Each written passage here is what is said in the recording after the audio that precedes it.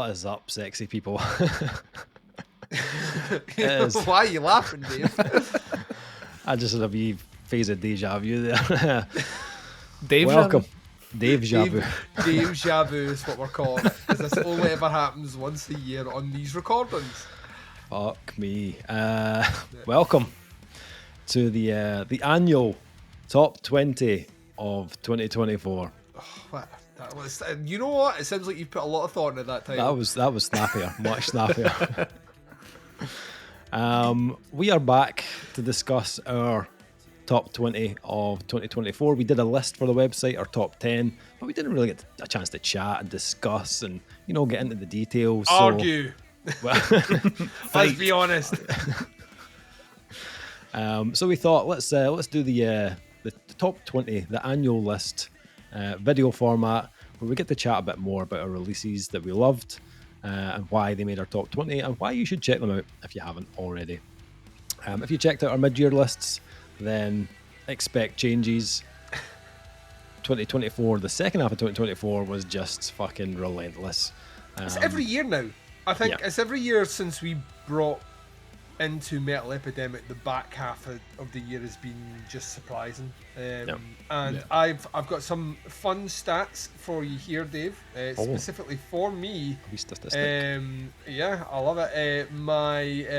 Of my top 20, the month that scored the most in my top 20 was September. Oh, That's a good There start. you go. Out in fucking nowhere. And I want to say that last year it was the same, and the year before it was the same. Yeah. And I'm not just saying that because it's my birthday month, and I, tend to be generous around that entire month. But what I'm going to say is I think it's because record labels are plugged in now, not that September. That's the push, and which did make me laugh because we have an ongoing joke that Ross will never get until I explain it for 3 seconds here, which means 2 minutes. If you've ever heard the Straight Up album, right, you've never heard it, right? Can't So say Straight that Up I have, no. is a new metal collab album dedicated to Lynn Straight, who fronted Snot and died in a car crash. Yeah. It came out many years after he had died, but it was basically a bunch of, I think it was unrecorded Snot songs that had been worked on by different musicians, some of which who knew Lynn, most of which who had never fucking met him. Like Corey Taylor's on that album, and Slipknot were well after. And they do a lot of songs there, but Fred Durst appears, and we had an ongoing joke after listening to it. Fred Durst is just hilarious all the time. And he starts it off by saying, "Snot! Limp Bizkit! Forever!" As if they were best buds. And there's a gap, an awkward gap there, and a old acquaintance of ours added in the most Fred Durst line ever, "New album coming out September." And that's the joke. Like, September is guaranteed to be the month that will fuck up your list because it is full of bangers. And guess what? Did not fail. Four of my top 20 all released in September. right. Incredible. Almost, that's one a week. Yeah. It's doing math. That's Look at the maths on you. Look at the big brain on Brett. I didn't do any statistics, Duncan. No, I don't but have any either. I'm like, well, you guys are shit. Because I have seven albums on my top 20 were self-released by the bands. Look at you. I know. I put clearly far too much effort into this list. really did. You guys have been hashtag I'm literally a slugger. full-time producer, and you're out producing me here. You give me a spreadsheet and I get wrecked, right? That's all I'm saying, right? Have fun with that shit. I've got pivot tables and everything going on here. That's an Excel joke. Dave, stop me before I go on. Okay, Please. so top 20s. We're gonna get into these videos, and as I said, second half of the year was pretty relentless. So expect some changes from that mid-year list that we did. We're going through changes. I've actually went back and reported that video for misinformation, so it's probably taken down off the YouTube. These guys are just lying. Yeah, straight up. Straight up lying. Hey, Dave. Straight up. Snap, Limp Bizkit. Yes, forever. I was tagging you in there for that. It took a wee while, but I took it. I've had a few drinks, so. Anyway, yeah, things will get more lubricated as we go on, ladies and gentlemen. Is that a promise? Always. Why where this is going? Okay, so we've already discussed. I'm going to go first, and And we will act surprised to hear what your band was at number 20. Yeah. yes, Watch this We're is trained actors. this is not the second time we've recorded this. No. So kicking off, number 20 on my list. Drum roll. Kicking off with some death metal on Dave's top 20. I have a few, not gonna lie. There's a few death metal albums in this list. And they all did extremely well on the review front. I think I'm sure we reviewed all three of them. And I gave them a 5. Every one of them got a 5. So I had to include this one. This is a band that we have been following for many years. We've spoken to them. We've interviewed them once, although if you ask them, they'll say we've interviewed them twice. You want to talk about the fake news? It's my favourite thing that happened in 2024 is Dave and our interviewee openly arguing on what did it make the recording? It did make the recording. Yeah, I think it did, yeah. Openly arguing on the recording that we've interviewed them more than once, where I can actually tell you right now we've only interviewed them once. But he is fucking adamant. He is adamant that there's another interview out there somewhere, which I'm telling you right now is why I keep saying for the longest time Dave's assassin name or name in Mortal Kombat would be the Chameleon, right? Because he looks like fucking everyone. He's like the Ted Bundy of podcasting. He's like he literally no one can ID him at all, but he looks like everyone. He is always at gigs with that cast on, talking to women. Actually, that makes sense. Going to help me in the truck with this. Lay into my Volkswagen Beetle. He escaped from prison. That's why he loves prison movies. That's true, yeah. A little factoid for you here. Dave's favourite TV show is Prison Break. He is very, very, very excited that they're rebooting it for no reason that anyone anywhere can explain. My God. What's the original cast?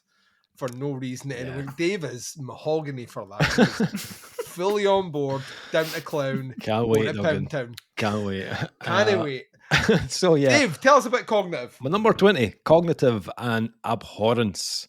This is just a band that are just leveling up on every release, and I think Abhorrence is the best thing that they've done to date. If you love technical death metal with a fucking crunching, heavy stomping groove, then this is the album to check out. Out with the really good shit that they've always done, that kind of technical stuff with the grooves. There's a lot of nice melody on this one, including some just killer lead work on the album. Some of the best lead work that I heard in 2024 on a death metal album was on this release.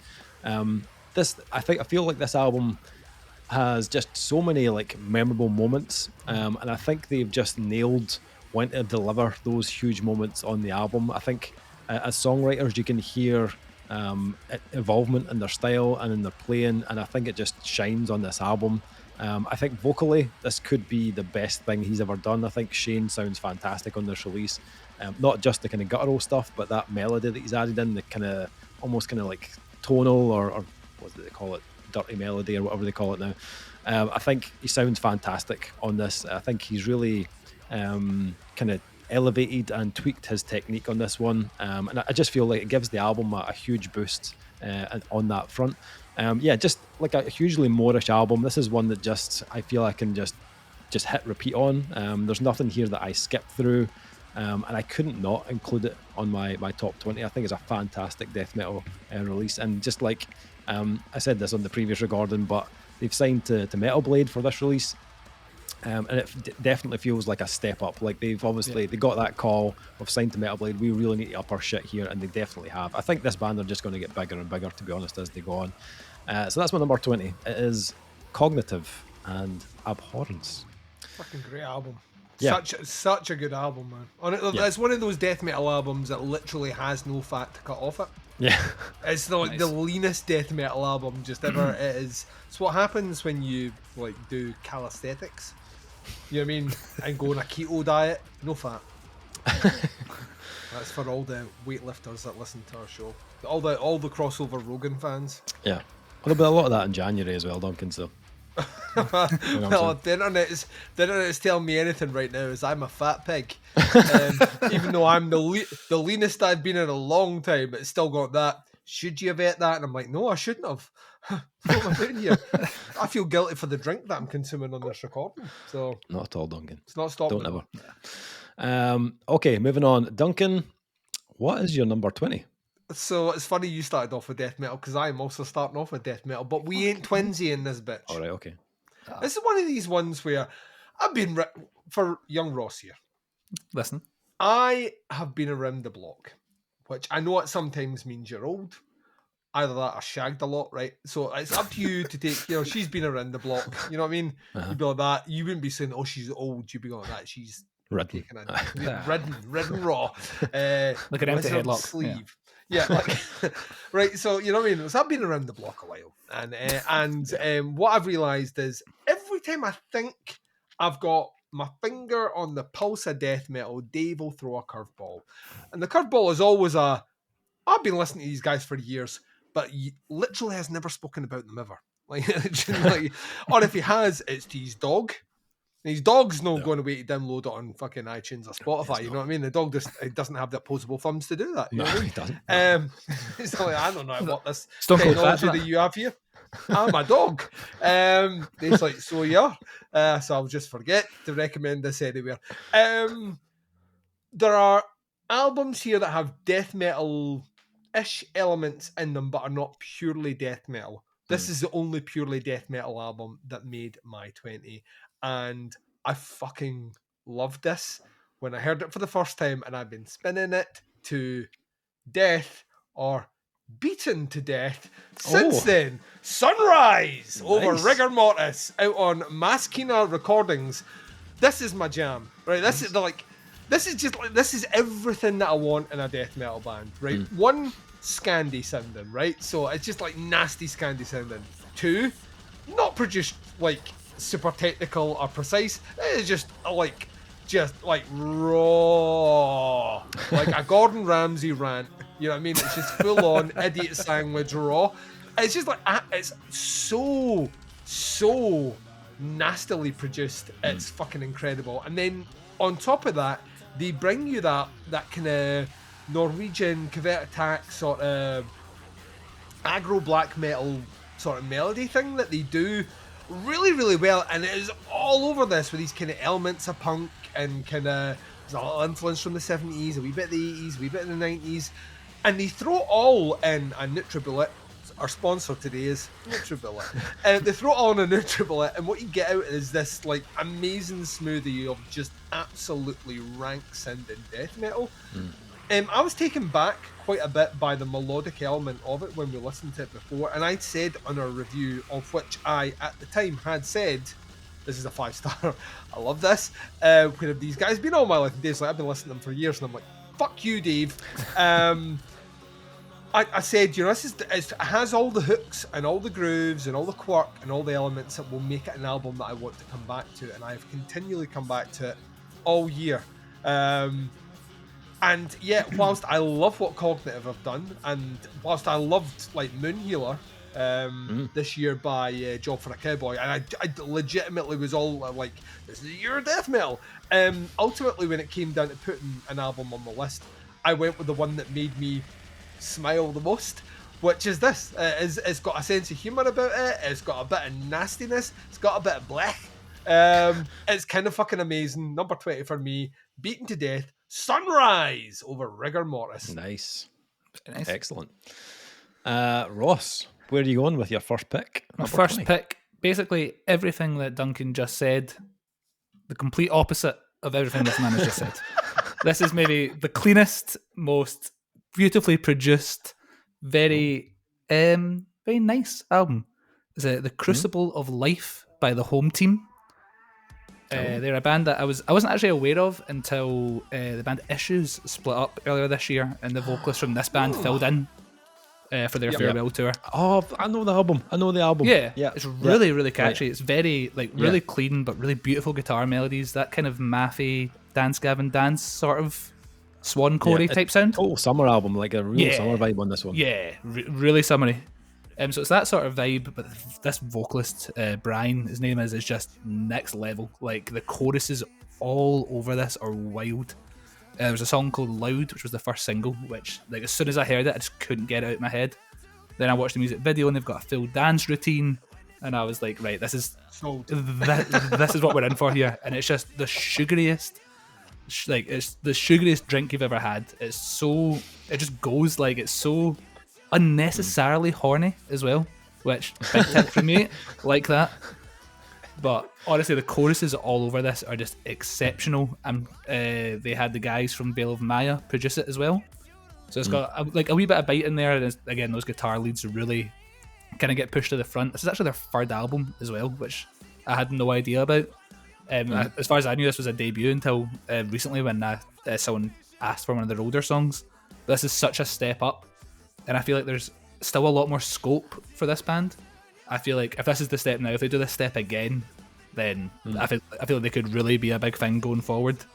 But again, the choruses on this, Brag is one of the catchiest songs of the year. Overtime is incredible as well. So if you're looking for just really slick, tight production, tons of choruses, tons of melody, you could do a lot worse than The Crucible of Life by the Home Team.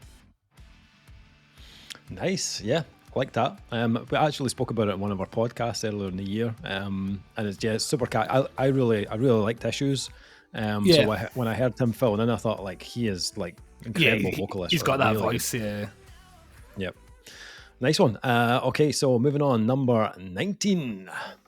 So my number 19 came out pretty early in 2024, and there was just something kind of magical about this album that I can't help but be in awe of, really. It is the 8th solo album from Norwegian multi-instrumentalist, vocalist, and composer Ishan.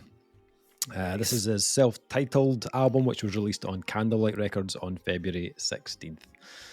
Again, this is another one, like, I couldn't not put it in my list. It's one of those albums that when the mood strikes for this one, and you're looking for something just to really immerse yourself in, this is it. This is the one I go to. It's like stepping into a movie. Like, it's got a real kind of movie score kind of feel to it that just all flows kind of seamlessly together, but at the same time is super extreme.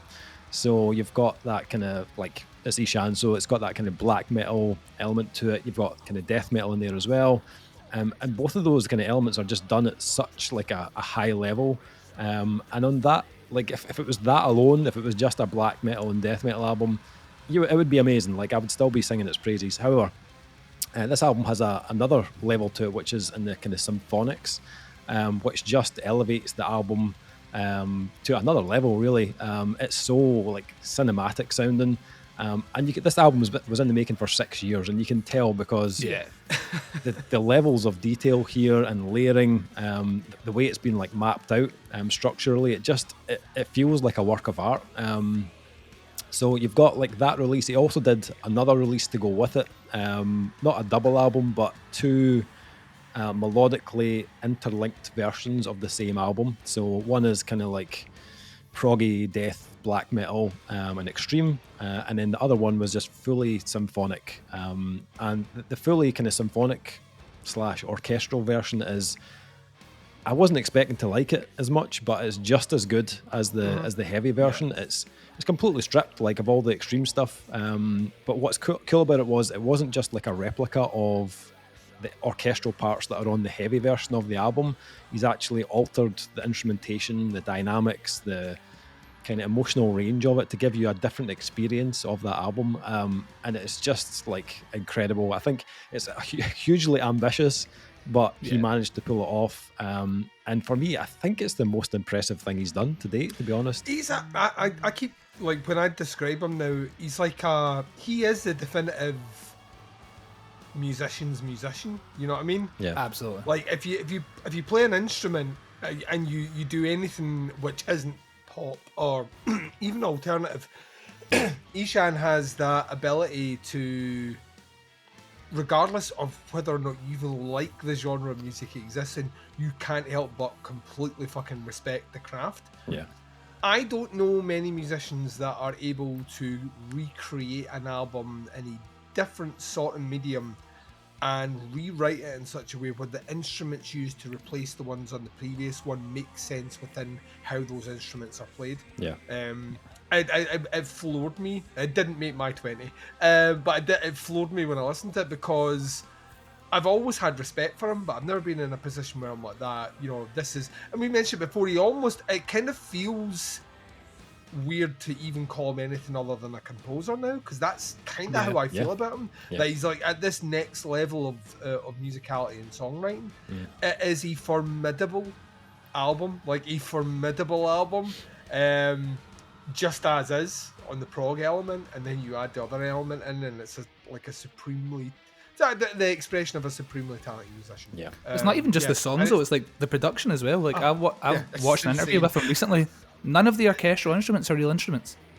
How is he made plugins sound that way? Like the level, like it gets thrown around like quite a lot, but that man is legitimately a genius. Like his talent is insane. I didn't make my list either, but the album's incredible.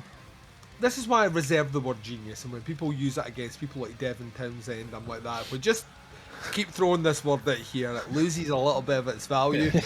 And Ishan is the exception to the rule. Throw all the geniuses at him, Dave. Yeah. So that's my number 19. It's the self-titled album from Ishan. Okay, Duncan, what you got at number 19? You keep setting up the keywords, I'll keep knocking them down, because you're talking about layers and elements and tone and atmosphere and orchestration and just mood and just downright fucking awesomeness. Here's another album from a band that just fucking hit me from a, who are these guys? How long have they been on the go? I have never heard of them before. I fucking love this. This sounds like it's been made for me. We're going to turn our attention to Oh Canada. It's literally all I know about the national anthem. Beautiful. And I'll be honest with you, one of them is a sound that you make, and the other one is the name of the country. So, not great. Like we heard this back in April. This one came in. It was kind of left field for what we genuinely. It's not even genuinely try and record like reviews on, but it's not the, like, if you switch on a Metal Epidemic review, I would say 99% of albums don't exist within the genre that this band plays in. However, they very much in the genre of what we're covering. The band are Big Brave. The album is A Chaos of Flowers. It did score really well for me on the mid-year, and it has slipped down purely by virtue of albums which have just resonated with me a lot more. But my respect is like so in with this. So it came out in April. It's on Thrill Jockey Records. I'd never heard of these guys before. It turns out they've got a hardcore fucking following of people that are just in sync with what they do, which is a combination of kind of industrial, tribal, kind of, and when I say tribal, it's more that kind of, it's the kind of native side of Canada. So it's that kind of moving towards Inuit, but not quite fully there. So it's that kind of that vibe about it. But what they do is they also add that kind of French Canadian element in there, and they play with texture, tone, distortion, and sound in a way which just makes me love them. Like in any other world, these guys would be fully an industrial band, and I would be fucking jerking it to it, but they're not quite there. They know that they have to have these kind of almost quiet poetic moments which are hard to masturbate to but not impossible. Give me 5 minutes, I'll show you the world, Dave. But you know what I mean, it's like they really explore space in a way which is just, to me as someone who loves music that explores space, immensely satisfying. The woman that fronts him, whose name escapes me, her voice is incredible. It just has this kind of velvety, kind of woozy, ethereal tone. There are a few vocalists of that gender and that sound that have made my 20 this year, because I think this year just like female representation in our genre has just leveled up, and not along the ways that the industry is pushing you. So I'm looking at you, Spirit Box. I'm looking at you, Reform Kitty. But guess what? There are other singers out there that can just like scream and do shit and all that, and it's fucking great. Big Brave to me is a great example of really well put together production, incredible use of instrumentation, really smart use of songwriting and composition, but overall and above all, and the reason I love doing this is, to me, it was the first time I'd heard them, and it's an album that absorbs me from start to finish. It is perfectly paced, and it's given movements. The songs are movements, they're not just songs. So it's an album listen, it's not a single listen. And I love that shit. This is another one that is just kind of, it spins up mostly at nighttime for me in the quieter moments, and I love just being lost in a good pair of headphones in this album. So yeah, number 19 for me, Big Brave, A Chaos of Flowers, which is a great name for an album, and it came out via Thrill Jockey back in April. Great album. Ross, number 19. Number 19 is there's a sort of trajectory that a lot of these bands do. These kind of older, more kind of Scandinavian black metal, death metal bands, where over time they just kind of dabble in a wee bit of shoegaze or dabble in a wee bit of kind of synth, and it builds and builds and builds until they just make that switch. So my number 19 is Sub Rosa in Aeternum by Tribulation. Oh. This album is, as soon as I listened to it, I went straight to the group chat to use. Tribulation are one of those bands that have been recommended to me for so long, and I just never bothered to listen to. And I know that I would like them if I did. I just kind of knew of them more than I actually ever listened to them. Yeah. But when I got a message from my friend that said, mate, Tribulation have went Depeche Mode, I put that album on immediately. I could not have hit play on this album quicker. And he's not wrong. Like, there's a lot of sort of that kind of that synthy, like Depeche Mode, 9 Inch Nailsy, that really kind of dark beats. But it still has like the really heavy vocals as well. So it turns out layering heavy vocals on top of an 80s sound is something I really like, which might come up again later on in my list. But when I heard Saturn Coming Down, I was hooked. Like, that's when I messaged you. I was like, "Now this album is really the real deal." It just like all black, red lighting, just dingy sounding. The production is immaculate. The clean vocals as well really surprised me. I know that's something they've kind of dabbled with, I believe, in their last couple of albums as well, but I think this is the time it's really been pushed to the front. But just that balance of like changing your beats up to suit your clean vocalist and then having the kind of heavier vocals come in. The balance on it is perfect. The production is immaculate as well. And the fact it's on Century Media really surprised me. It doesn't seem like the sort of thing that they would be putting out. But honestly, this album is just, even on repeat listens, I'm having like a different favourite song every time I go back to it. So Sub Rosa and Aeternum, honestly, like just such a vibe album for me. Like when Halloween rolls around, this album's getting put on. And I think they're playing Glasgow in February as well, so I'll need to be all about that. In the podcast's favourite venue, Slay. So everyone what plays Slay. If you don't play Slay, are you even a band? No. That's the question. Great album. Yeah, really good. I kind of struggled with Tribulation before. I've seen them live as well, but I just never quite bought into it. And then I heard this album and I was like... When did we see Tribulation? We saw them with... I don't know if they'd switched, but I think it was Grave Pleasures, but they played with Grave Pleasures in audio. Oh, well. Oh, fuck yes, yes. What a You're right. Yeah. Drummer from them play with Grave Pleasures, or I've just made that up. I think he does, yeah. I think so. I'm pretty sure, I could be wrong here, I think it's the singer from Grave Pleasures that produced this, if I remember correctly. Oh. I'm pretty sure it is. More interesting. Yeah.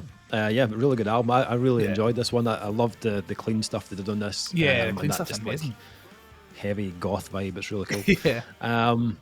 Nice. So moving on to number 18. Oh, Dave, where do you go? 18. Well, Duncan, sometimes you just want an album to throw you about like an empty tracksuit.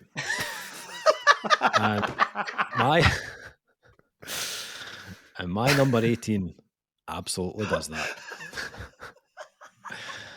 Me and you obviously took care of our clothes completely differently. Wings were always folded immaculately and put at the bottom of the bed under pain of fucking death. Dave's just like swinging it a bit like he's riding a fucking mechanical bull. I mean, Hailing from the depths of Denmark, which is not the last time I'll mention that country on this top 20. Denmark is going to get heavy representation on these lists, so just deal with it. Loved by none, hated by all, by Lifesick is my number 18, released on November 1st via Metal Blade Records. Which we are celebrating the fact that they're on Metal Blade. If ever, like, you know, like every now and again you really root for a band to land like a great label, and like it takes years for loads of bands, and then there are other bands like Lifesick that do it really fucking fast, and you're like that. To be honest, I can't argue with that because I would have done the same. So it's great to see that Metal Blade had their eyes open on this. So for sure, this is, if you've never heard them before, kind of hardcore infused death metal, just done at an extremely high level. Like if you are like stroking yourself silly over the new Nails album and you haven't listened to the new Lifesick album, then prepare your anus, ladies and gents, because this is going to rip it wide open. So many sexual things happening here that I don't know. It's like being at like a BDSM like fucking like bar, and like someone walks over you and like that. Where do you want me to put? And you're like, I don't know. Like, I came in for a Corona. I'm leaving with this butt plug, and for some reason a ball gag. These guys never disappoint. Like, and we've been talking about these guys for a while. It was only a matter of time before Lifesick dropped just a stone cold killer. And this is it. It's produced by our buddy Jakob Bredel, mastered by Brad Boatwright, Audio Sage. So it's ruthless, absolutely ruthless. And the album really just goes scorched earth for 33 minutes. It's weird, as aggressive and like violent as this is. I think this is the most musically impressive they've sounded. Memorable as fuck as well. They really took their time on this one just to make sure that like each part of the album really delivers. I think they've shaped the songs and the kind of flow of the overall album to give it has much more detail to it. I think on previous releases, like they sometimes like jumped fairly quickly from one idea to the next without letting it kind of fully kind of permeate. But on this album, I felt myself kind of sinking into the sections for a touch longer. And really just kind of feeling the weight of it before they moved on to another section. And like you said, I think that makes this much more memorable.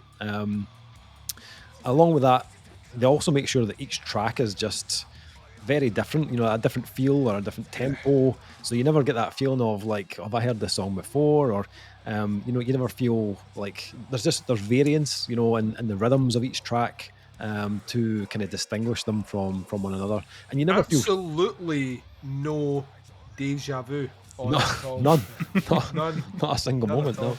And you never feel like shortchanged at all on this album. Like every track ends in a really satisfying way that you'll just be wanting to replay over and over. This is all filler, fuck all filler. Just like. Yeah, I think like Lifesick need to get to the UK because like we need to see this band. Denmark isn't live. Far away. No. I mean, that's the frustrating thing now. It's almost as if they're mocking us, Dave, that they understand it is an hour away on a plane, and they keep just producing the best bands ever. Yeah. So like maybe they should just come across. Absolutely should. Maybe we should start a petition, Dave. Let's do that. Metal Epidemic petition for bands that are awesome from Denmark. Come across to Scotland so we can see them. It's a selfish cause, I'll be honest with you. I don't know if it benefits mankind, but it benefits us. It does. So that's my number 18, Lifesick, loved by none, hated by all. Duncan, number 18. Oh, we're talking about leveling up. Dave, you set me up so well. You're talking about bands that we've followed through their journey. Well, this is one that we have done for that. For sure. This is a band who we have pretty much heavily fallen in love with And I think we may have joked when we reviewed previous efforts, and specifically this album. I mean, we'd just love to see them come to Scotland. And guess what they did? They came to Scotland. So, life's sick. What's your excuse? Because these guys travelled from a lot further afield than you did. They came from the States. And they played a venue which is not necessarily near and dear to hearts. It's an awkward venue. And I have so many stories about the sound guy who was homeless, apparently. But you have no idea. However,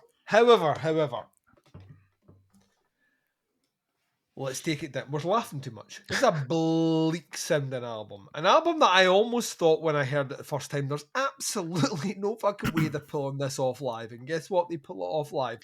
I was like, vocalists can't sound like that without three vocalists doing vocals. And guess what? It's one guy and he does it all and it's fucking incredible. And I was like, how do you bring a trumpet into your funeral dirge black metal sludge? And apparently what they do is you just put down the guitar and play trumpet, which actually makes sense in hindsight, and I feel a bit silly for not thinking of it. The band is Null, or as I've been saying a lot, Null on a single say fuck that. Fuck that, Dave. The album is As Spoken. This is the first of my 7 self-released albums. That's right. This is self-released. This is like we spoke to the singer. This is a high school band who just continued making music, and it is up there with the bleakest, darkest, dankest, most impressive sounding. How would you like sludge black metal that exists on the planet? I loved the album when it came out. You were higher on the previous album. I really liked it, but you loved it. And then in very short order, they came back with As Spoken, and I sat down and listened to it. I was like, that, yeah, this is just fucking, this is a stone cold killer of an album. And he's obviously shared details. We've joked about this. I think we joked about this in the mid-year as well, where he shared details about where they're planning on going, and if it happens the way they want to, their next album could be higher up my 20. It could be cracking my top 5. Ain't gonna lie. But yeah, like seeing it live with full atmosphere, with full goth precision, but listening to that album as well and realising they can transcend both the album version of it to the live version of it, just gave me a huge amount of respect for what it is that they do. There is an album that for me has bested it. Not many points up. You will hear it in this block of reviews, which I think delivered a slightly bleaker, slightly danker sound for my tasting. But there's absolutely no disputing that Null, if they continue to go, because these are young guys, these cannot stress this enough, these are guys that are very, very, very early in their career. I think that they have the potential to become anything, and I wouldn't put it past them to be able to do anything. Down to the artwork, the way the band is presented, the way the band are booked, everything is controlled in-house. They have full oversight of everything, which makes me respect them even more. Ain't money being flung out at record labels or anything, and it doesn't sound like they have any urge to do that, and it got them to the UK on a tour. So they're doing things fucking right in a genre which is notoriously difficult to make any fucking money in. So huge respect. Absolutely love these guys. I know for a fact this isn't the last time we're going to be hearing about them. So I imagine we'll just hold off until then, and I'll try and not interrupt the person that mentions them. So yeah, number 18 for me, Null, As Spoken. It was released way back at the start of the year, way back in January, made my 20, and self-released by the band. Excellent. Ross, number 18. My number 18 is also self-released. I've just and I'm gonna be level with you boys. Gonna need you to help me with this review section, because how the fuck do you even begin to describe the new sound by Geordie Greep? This album is the most insane thing I've ever fucking heard. Dave slid this into my DMs when I was hungover from being in a jazz bar the night before.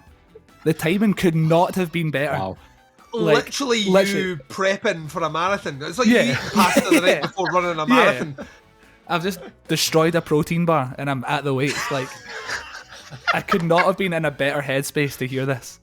Like, this album is like, I don't even know where you start. It is. We spoke every about idea this you've ever had is on this album.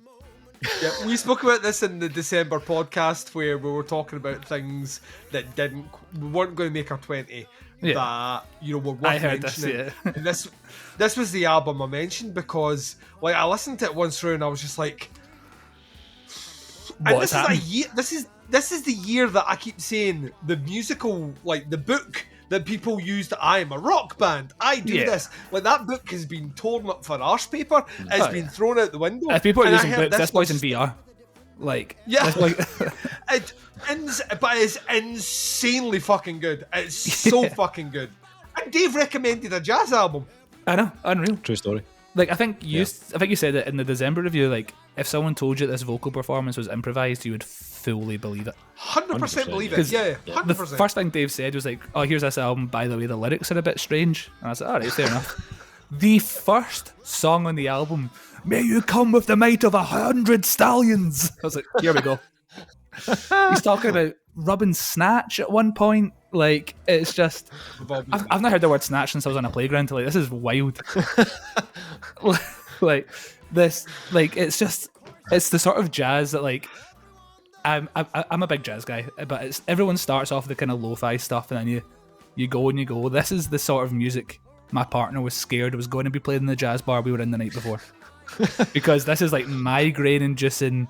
This is like taking a tab of acid. You know, this isn't hitting, so you take a second tab of acid and then get on Space Mountain at Disneyland. That's what this album sounds like. It's just every idea, everything's on 10, nothing stops. But then it has like the cheek to bring in these like beautiful acoustic melodies halfway through, as if you haven't just been in this whirlwind for the last half an hour. Like, the melody is beautiful, the production's excellent, but like for me it's like the moments where it does take that one kind of breath and they really bring in the sort of acoustic elements that really grab me. But every time I listen to it, you're like, I think you could listen to this 50 times and you're going to hear some new sound in the background. Yep. There's a song that I was like, I was like, I think that's a cat meowing. And I googled it and it is a sample of a cat meowing in the background. Why not? It was like a sample finder that I found. It's like everything you could possibly do on this is just dialed up to 10 and it just goes. Like, fair enough. Nice one. Let's move on then to album number 17. We didn't actually review this one. The royal we. Duncan and I. But it did score very highly with one of the other reviewers who reviewed it on metalepidemic.com. Is it one of the ones we like, or is it one of the ones where we're like that? Oh, well. Our good man Jeff. Oh, well, like, my name is Jeff. Like, that's sorry, have to do it every time. Have to, like, it's in my contract for Metal Epidemic. If the name Jeff is mentioned, I have to go, my name is Jeff. I have to do it.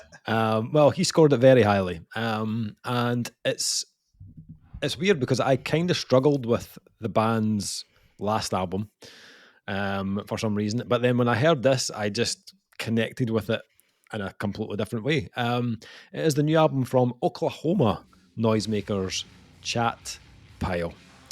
The new album Cool World was released on October 11th via The Flenser.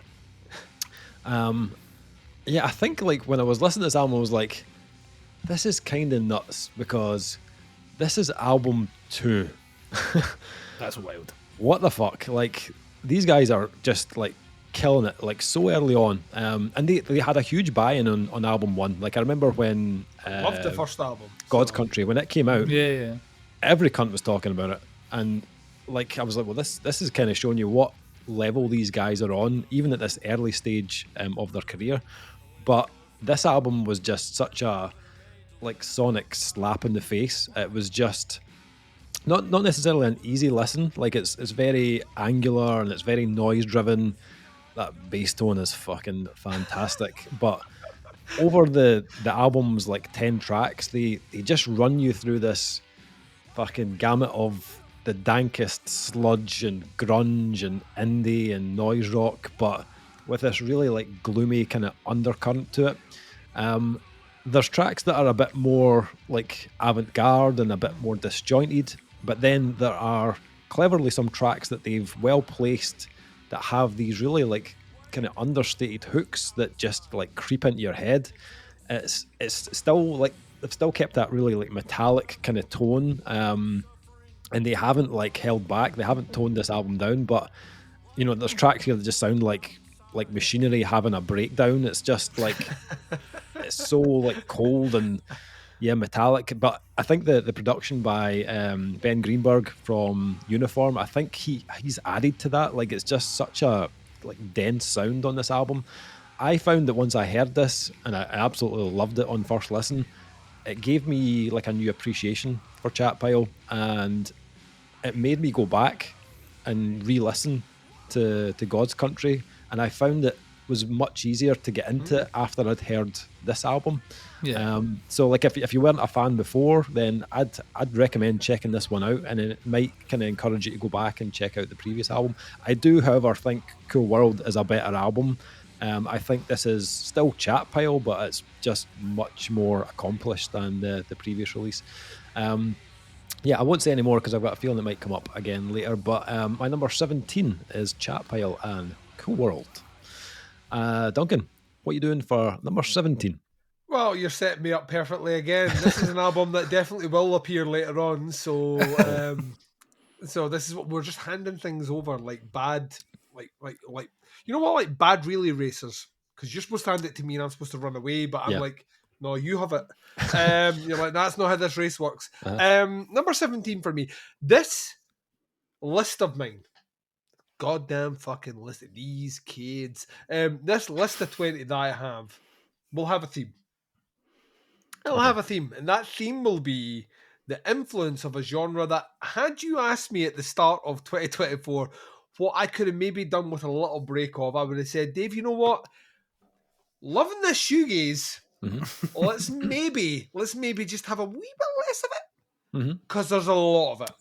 And unless you're doing it really, really well, it's just lazy. A lot of bands are like, oh yeah, we do shoegaze elements, and that's like an excuse for the guitarist to go, I've got 17 pedals. Listen to it, and then the singer's like, I'm like falling down the stairs. You know what I mean? But there are bands that are out there that are doing what I would class as the alternative, the kind of heavier, the more traditional, heavier side of shoegaze, and doing it with a precision, a sound, and a prowess which elevates not only the genre of shoegaze, but specifically the way that we appreciate it as listeners. Few albums connected with me in that genre as much as Iris's album Sleep Now in Reverse, which was out on Church Road Records. I will be mentioning that record label again. Most represented record label on my list. Going to be honest, it's only 2.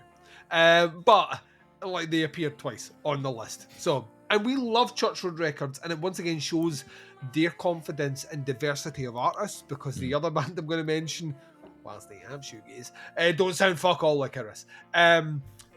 What I love about them is that, first and foremost, the songwriting in this is absolutely impeccable, and it takes its time. It's deliberately paced, it's nuanced, it understands that yes, we can add heavier elements, but what does that add to the song? Does it need to be there or does it not? And as a result, those heavier elements stand out more when they do actually happen, and they do on this album for sure. They're female fronted. I mentioned before, we're going to be talking about a lot of women on this top 20 of mine, and I'm very happy about that. Not because I'm like, now they're getting represented. I just think women have a better vocal range than men. And as such, I want to listen to more of that. She could sing me the phone book and I would be infinitely happy forever. Her tone is like honey. It's just so sweet, but like honey that's been punched. It's like a wounded honey. You know what I mean? Like, there's something like there's life behind the voice. It's not just a I have a pretty voice and listen to it. It's I have a pretty voice but I've lived a life. Like, to me, she sounds like someone that's lived like 90 years and condensed it into a much younger age. It's so incredible to listen to.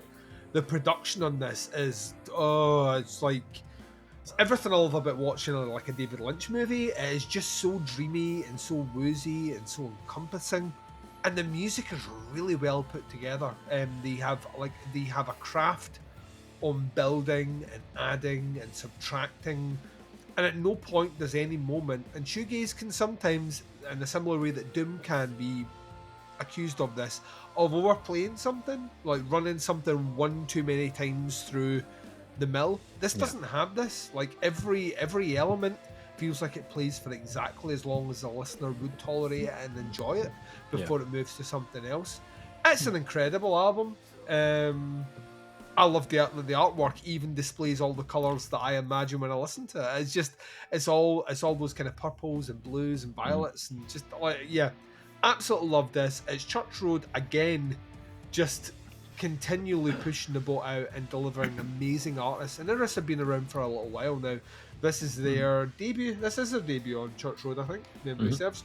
And yeah, I kind of hope more people check them out because of that. Church Road is a kind of stamp of quality in the UK and wider afield now in Europe. And yeah, if ever there was a band to discover from the fucking nowhere lands of America, Iris and Sleep Now in Reverse is that. It will be discussed later on in a higher position, so I will now shut the fuck up. It came back out in July, Church Road Records, Iris, Sleep Now in Reverse. Excellent. Ross, number 17. Well, if only me and Duncan had went in different orders, because I'm also Chat Pile. Oh. So no, wait, hold it back. I believe that in the contract you have to say twinsies. Oh, sorry, twinsies. There we go. I don't have the filters that you had that time. How did I do that? Hold on. None of that works for me anymore. I broke my computer, and then since then it hates me. Fair. But it still does it every now and again when I don't want it to. So thanks, computer. So I remember Chat Pile when the first album came out, and it was never really for me that much. And then when this album came out, someone I know messaged me, and they were like, "Hey man, I don't know if you've checked out the new Chat Pile, but I understand Korn now." And I was like, so much Korn on this album. And Korn are my favourite band, so I was like, okay, well, I'll check this out. And I see what he means. Like the thick textured riffs, like I don't know if it's 7 strings, but it has that sort of kind of bounce to it. The vocals on it, like honestly, I think you summed it up perfectly, Dave. Like I think this album is incredible, and then it made me really appreciate the first album as well. That I went back to it, I was like, I can't believe I bounced off this so hard. Like all the pieces were there. I was obviously just not in the right place or whatever to listen to at that time, but I'm really impressed with how much this band have leveled up.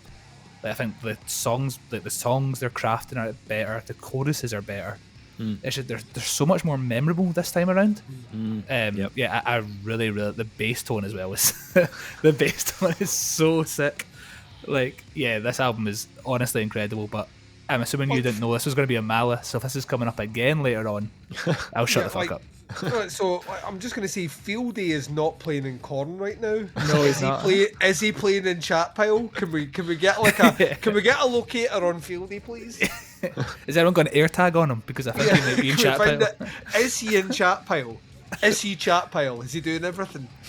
But, who knows, man? This album's so good. Like, it's such a great album. You're really good.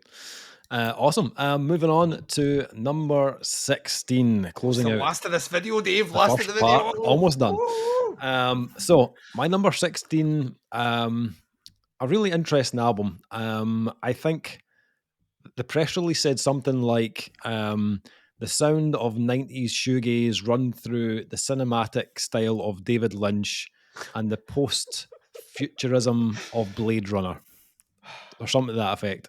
Duncan could not see for how much he'd masturbated in the moments that Dave mentioned that. You like literally that's me taking it in all ends and loving it. Yeah. And that was enough. Like when I read that, I was like, okay, like regardless of how good or bad this is, we need to check it out. Yeah. Turns out it was fucking amazing. My number 14 is the new album from Northern Ohio metal gaze band Flourish. Their new album Lost Future was released on September 27th via no, it wasn't. What was there? You've done it again. Done it again. Deepest. Why do I keep writing this down wrong? The album was Deepest Wellsprings of Being. The label is Lost Future Records. I did this on the review as well. Lost Future Records is their record label as well. Yeah. So this is self-released. So yeah, Flourish, Deepest Wellsprings of Being. So This Your kryptonite. Your review kryptonite. I love that you keep doing it, Dave. know. We're keeping it in because we're not letting it out. So many cool things about this album, and it was one of those reviews that the more we discussed it, the cooler it became. It was just like, oh, this is great, and this is all coming together. So this band, they started off as a purely instrumental band in the first couple of releases, and then they started to incorporate little bits of vocals the more they kind of went on. This album kind of represents both sides of their sound. It starts completely instrumental. It's very cinematic. It's got lots of like post-rock character and atmosphere. Then it brings in clean vocals around the kind of middle of the album. And as the album starts to kind of evolve instrumentally, it grows like stylistically and dynamically as it goes on. We get like parts with like blast beats and electronics and synths and like thick kind of sludge grooves. There's vocal harmonies with sections of harsh vocals included as well. And then as it comes to its finale, it starts to revert back to what you got at the start of the album, which was again completely instrumental, more melodic textures and ambience, and it's just got such a great balance to it, this album. The way they've kind of ordered it and the flow of it is just incredible. It's an album that I feel I get lots of reward from, especially in the kind of respins, where every time I hear it, I'll pick up something new. There's just so much additional detail and nuance to it that every time you hear it, we're like, oh, I fucking never noticed that before. And because of that, my like favorite tracks change on this all the time.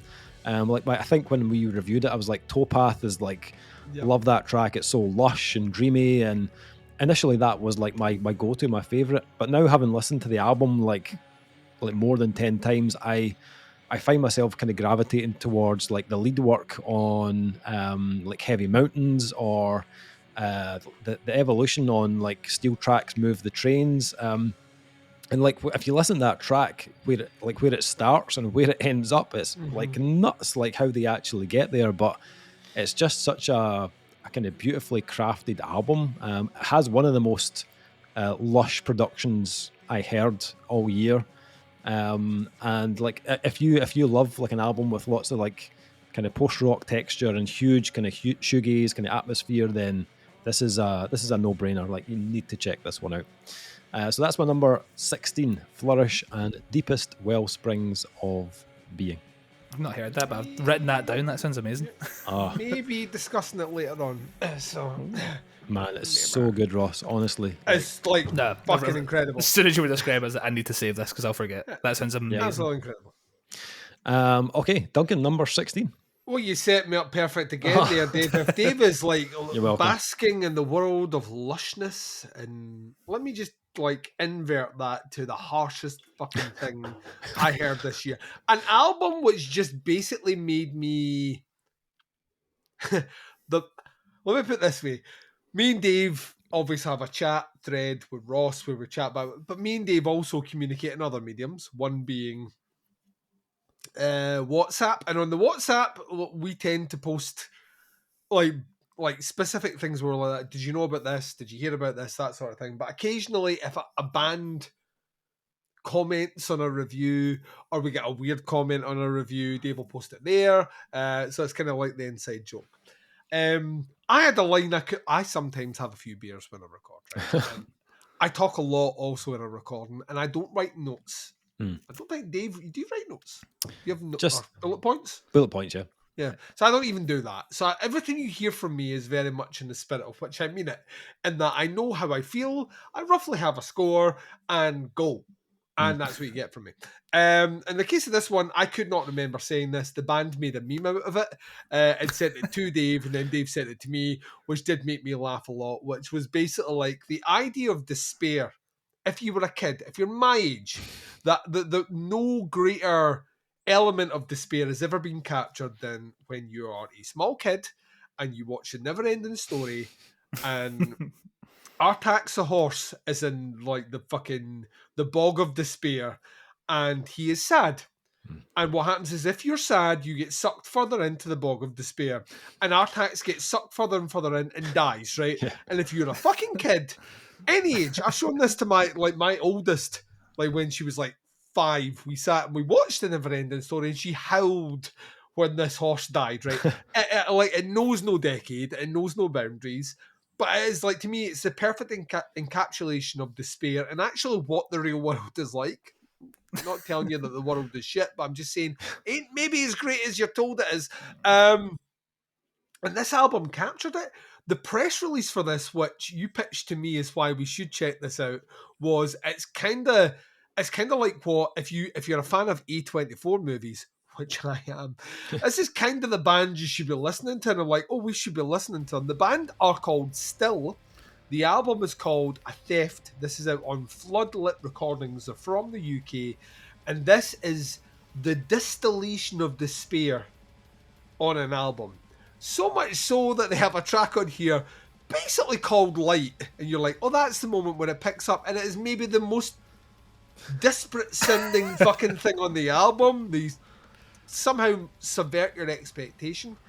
This is fucking incredible, but it is the equivalent of wrapping yourself in despair and then going into like a nightclub with people with fucking depression. It's like where the only music they play is sad music. It's breakup music constantly, or funeral dirges. It's fucking relentless. It is powerful. It is crushing, and it is weighted in this aura of nihilism that you just can't escape for its full runtime. And what I love is generally when we talk about these sort of albums, we're like, but the last track, you know what I mean? The last track, right at the end, there's a ray of hope. No. This is like the movie The Descent, like where, and the British version, not the American version. Like the British version of The Descent, where she crawls out of the cave pit where she's been hunted by all the mutants, the mutant creatures that have killed all her friends, and she crawls out, gets fresh air, and is back in the sunlight, and she's safe, only to realise that, spoiler alert, she wakes up from a dream where she's actually still in the cave about to fucking die. That's kind of this is the album. And it is the hardest album to recommend. I want to tell everyone to listen to it, but I also want to retain friendships and trust. And you can't really do it. All I'm saying to you is, if you're having a bad day... If you had a bad day. Thank you, Dave. If you're having a bad day, if something bad has happened to you, you've got the worst news ever, if you listen to Still A Theft, you will realise that your problems are small in comparison to what the band have put forward to you. It is fucking incredible. And to me, where Noel captured so much of that, like... Still is like that on fucking steroids. It is the weirdest. Like, I kind of fell heavy and hard for this, and we spoke about it at length at the time, and I want to continue speaking at length on it, but I realise we have many more albums to cover. So for me, number 16, and closing out my first 5 on this, is Still A Theft. It's available on Floodlit Recordings. It came out in November, to very little fanfare. And so much so that the band had time to send us a meme, which was, by the way, of Artex, a horse being sucked into the bog. Incredible. Which, I mean, they must have listened to the whole fucking review. Yeah. The 35 minutes of that to get that reference, because that came in after minute 20. So, so yeah, that is my number 16. Awesome. Ross, what is your number 16? My number 16 is the first album in this list so far that was on my mid-year list. Oh, right, okay. Actually, it is a Duat by Shokran. They are if you remember, a kind of mathcore Egyptian band. Yep. And we this is their concept album. Every song is about a different Egyptian god, and it sounds like a metal album about Egyptian gods. Like, there's so much. There's no way else to describe it. They're very strange guitar scales that are kind of out of tune and off melody, but it just works really well. They've got lovely strings that go throughout the whole thing as well. And again, there's obviously a kind of vibe going on with my list, because this is another incredible vocal performance. It's actually how I discovered this band. The singer was roped into the Heart Machine at one point. Oh, yeah. And then they split up and he went back to this band, and this is the album they released after he rejoined them. But honestly, it's like if you're in, I was a big kind of gent kid, and if you're kind of missing that sort of sound, it's sort of kind of faded away a wee bit. In kind of more recent years, this has got a bit of that kind of throwback sound to it. There's a lot of kind of low end chugs and a lot of kind of breakdowns and stuff, but there is like tons of pops and melody, tons of just like kind of bright yellow just seeking through the whole thing, like lots of lifts in it as well, which I really like. They really have that sort of, they're not scared to take their time to build up to something, which I really appreciate. Like a song will be very patient, but I feel like with this album, compared to other albums that maybe just missed out on my list, it's just, like every payoff is worth it, which is what I really like about it. Again, the choruses on it are just exceptional, and yeah, I'm really excited to see what they do now that I think they're back to being a full-time band as well. So I'm really excited to see where they can take this, because the Egyptian thing has been really cool. They've done it before, and this was them kind of going back to it. But if there's more sort of sounds like that they could experiment with and kind of add on top of this, I think they could do something really cool. But it's not to take away from how good this album is. This is comfortably the best thing they've done. I thought their album back in 2016 was really good, but this for me is a massive step up even from that. And that was the album that kind of got a lot of eyes on them at the time. But yeah, Do It by Shokran. Like if you're looking for that sort of mathy, off-kilter metal tunes for really tight production as well, I would definitely check this out. Yep. Excellent. Right, boys, that's part 1 in the bag. Easy peasy. Short and sharp. GG. We will be back on part 2, where we'll be discussing number 15 down to 11. See you in a bit. Bye, everyone.